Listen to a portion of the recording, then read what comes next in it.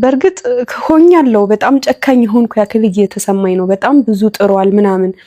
እኔ ወደዚህ ከመጣሁ ጊዜ ጀምሮ ቀድሞኝ እስከ መምጣት ከዛ ቤት እስከ ማሳመር ሰርፕራይዝ ከማድረግ በጣም ብዙ ነገር ጥሯል። ግን እኔ ምንም ማድረግ አልችልም። በቃ አለ አይደለ እኔ ላይ የተፈጠሩት ነገሮች በሙሉ ይሄ አይምሮዬ ላይ ሌላ ነገር እንዳስብ እያደረገኝ ለነገስ ምን ዋስትና አለኝ እያልኩኝ እያሰብኩኝ እሱን እየጎዳሁት ነበረ።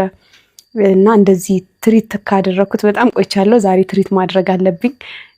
አሪፍ ጊዜ ይኖረናል ብዬ አስባለሁኝ። እና ደግሞ ያው ዱባይም ሊሄድ ስለሆነ ይሄንን ደግሞ እኔን ነው እየጠበቀ ያለው። ስለ ዱባዩ ምናምን እኔን ነው እየጠበቀኝ ያለው፣ ማለት የኔን ውሳኔ ነው እየጠበቀ ያለው።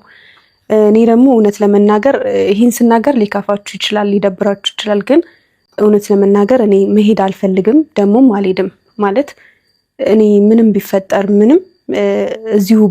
ሰላም ቤተሰብ እንዴት ናችሁ? ደህና ናችሁ ወይ? ሰላም ናችሁ አላችሁ? አለን። እንግዲህ ዛሬ በአዲስ ቪዲዮ እና በአዲስ ርዕስ መጥቻለሁ ማለት ነው። ቪዲዮ ስትጀምሩት በላይክ በሰብስክራይብ ጀምሩ እላለሁ።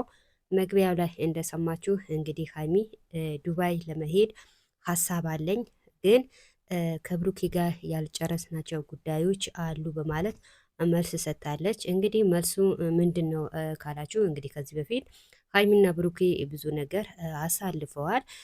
ያም ሆነም ግን አሁንም ደግሞ ድጋሚ ያ ነገር ይመለስ ወይም ደግሞ ይደረግ ማለት የለባትም እና ብዙዎቻችሁም ደግሞ ልታምኑ ወይ ላታምኑ ትችላላችሁ።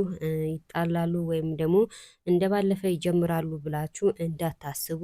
ግን እኔና ብሩኬ ዱባይ እንሄዳለን ብላ መልስ ሰጥታለች ማለት ነው። እንግዲህ በጉጉት እንጠብቃቸዋለን። ሀይሚና ብሩኬ መቼም አይለያዩ፣ ጉዞ ወደፊት ናቸው ማለት ነው።